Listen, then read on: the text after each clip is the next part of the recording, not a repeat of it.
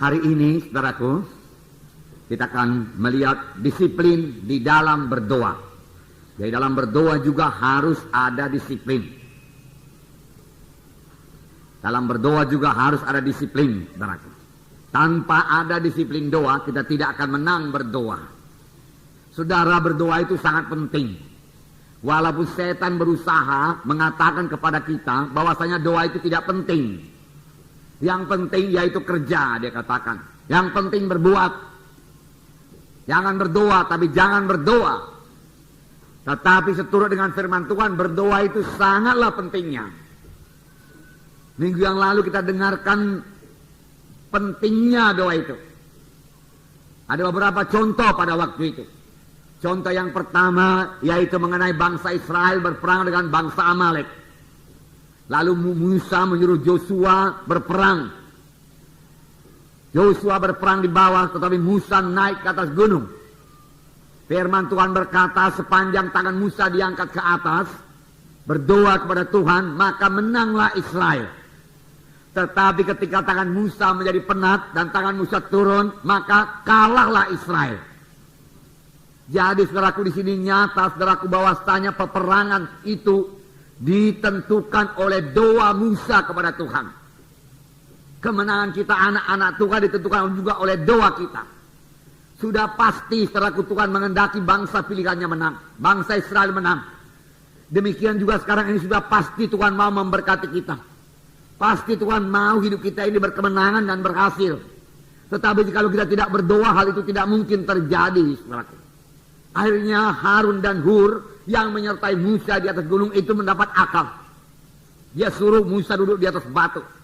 Lalu Harun dan Hur mengangkat tangannya ke atas.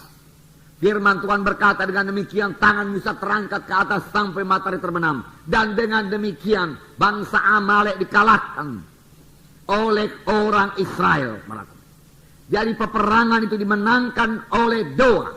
Oleh doa. Walau Tuhan menghendaki bangsa Israel menang, tetapi kalau bangsa Israel tidak berdoa, maka kemenangan tidak jadi.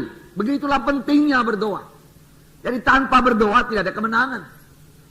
Kalau saudara lihat perjalanan Bani Israel, mereka mulai memasuki tanah Kanaan. Sudah mengalahkan Jericho, sudah mengalahkan Taraku Ai. Nah, mereka mau memasuki kota-kota lain. Dan kota-kota lain mulai ketakutan akan kedatangan bangsa Israel. Lalu ada satu kota, kerajaan yang dekat dengan mereka, orang-orang Gibeon. Lalu mereka menipu. Mereka membawa pakaian-pakaian yang sudah usang, roti-roti yang sudah berjamur. Lalu mereka datang menjumpai Joshua dan panglima-panglimanya. Dan mereka berkata, saudaraku, kami ini datang dari jauh. Oleh sebab itu janganlah ganggu kami. Kami bukan penduduk negeri sini, dia katakan. Inilah dia roti kami yang kami bawa masih segar-bugar. Tetapi ketika kami sampai di sini sudah berjamur, dia katakan. Dan saudaraku, Israel lupa berdoa. Dalam Joshua pasal 9 dikatakan apa yang terjadi. Ayat 12 mulai saya bacakan.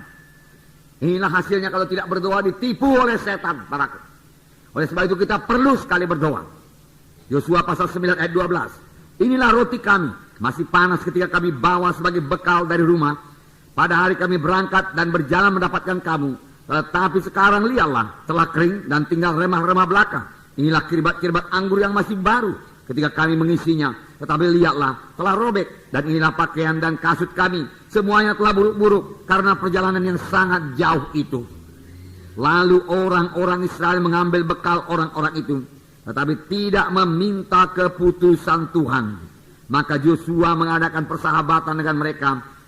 Dan mengikat perjanjian dengan mereka. Bahwa ia akan membiarkan mereka hidup. Dan para pemimpin umat itu bersumpah kepada mereka.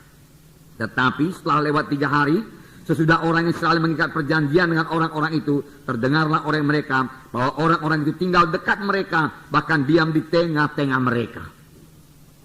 Hal yang perlu kita perhatikan di sini dikatakan dalam ayat 14. Lalu orang-orang Israel mengambil bekal orang-orang itu, tetapi tidak meminta keputusan Tuhan.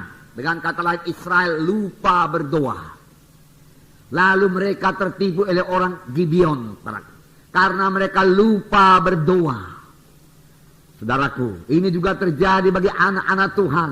Kapan anak-anak Tuhan lupa berdoa, mereka dengan mudah ditipu oleh setan.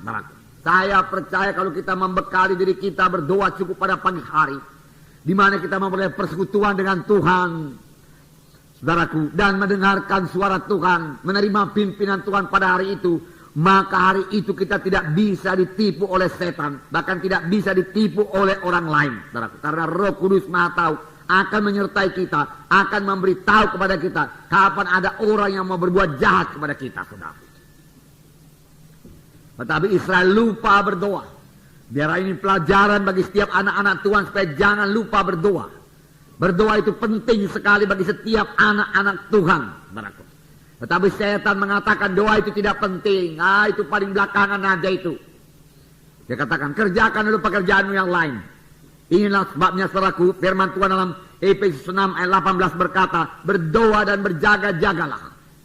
Berdoa dan berjaga-jagalah. Kita harus berdoa, kemudian kita berjaga-jaga. Berjaga-jaga terhadap tipuan setan yang mengatakan doa itu tidak penting. Doa itu tidak penting. Minggu yang lewat kita dengarkan satu contoh lagi. Masih ada contoh-contoh yang lain. Tuhan berkata kepada Elia, Elia tunjukkan dirimu kepada Ahab, sebab aku mau menurunkan hujan. Tuhan sudah mau menurunkan hujan kepada bangsa Israel. Tapi Elia terlaku harus berdoa. Elia menunjukkan dirinya kepada Ahab. Lalu dikatakan bawa semua nabi-nabi Baal, nabi-nabi Asera. Dia katakan. Lalu mereka bertanding saudaraku di atas gunung Karmel. Apa yang terjadi? Api Tuhan turun menyambar persembahan Elia. Tetapi tidak ada api turun yang menyambar persembahan nabi-nabi Baal, nabi-nabi Asera. Lalu nabi Baal, nabi-nabi Asera ditangkap saudara. Kemudian dibunuh di sungai Kison. Jumlahnya 850 orang. Tapi hujan belum turun juga. Walau Tuhan sudah berjanji, aku mau menurunkan hujan. Apakah diperbuat oleh Elia? Elia naik ke atas gunung Karmel lalu berdoa dengan keningnya di antara kedua lututnya. Dia berdoa dengan bersungguh-sungguh. Dia minta kepada Tuhan supaya hujan turun. Dia harus berdoa sungguh-sungguh walaupun Tuhan sudah berjanji. Sekali berdoa belum ada apa-apa, namun dia tidak berhenti berdoa. Ini nanti akan kita lihat lagi apa yang terjadi sesudah berdoa. Walau jawaban belum kelihatan, saudaraku, tekun terus berdoa. Pegang terus janji Tuhan. Saudaraku, jangan mundur daripada pengakuan iman saudara setelah saudara berdoa. Walau jawabannya belum kelihatan. Demikian kalau kita berdoa buat kesembuhan. Walau kesembuhan belum kelihatan, firman-Mu tidak berubah Tuhan. Aku pegang firman-Mu Tuhan, katakan. Elia berkata, engkau berkata turunkan hujan. Pasti engkau turunkan hujan. Dia menyuruh hambanya, lihatlah ke atas laut. Dia lihat saudaraku ke sebelah laut, tidak ada apa-apa. Sama saja, keadaan tidak berubah. Kadang-kadang sudah berdoa, keadaan kelihatannya tidak berubah, bahkan bertambah jelek. Tapi apakah kita berhenti berdoa? Tidak, saudaraku. Itu mengajak kita lebih tekun berdoa. Elia berdoa lebih tekun lagi sampai 7 kali dia berdoa. Pada kali yang ke-7 kelihatan awan sebesar tapak tangan. Lalu hambanya berkata, ada awan sebesar tapak tangan, apakah gunanya itu? Tetapi Elia berkata, udah cukup. Hai Ahab, naik keretamu dan kebut, dia katakan.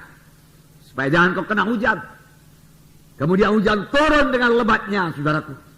Saudara, inilah pentingnya berdoa. Firman Tuhan berkata, tidak ada padamu karena kamu tidak berdoa.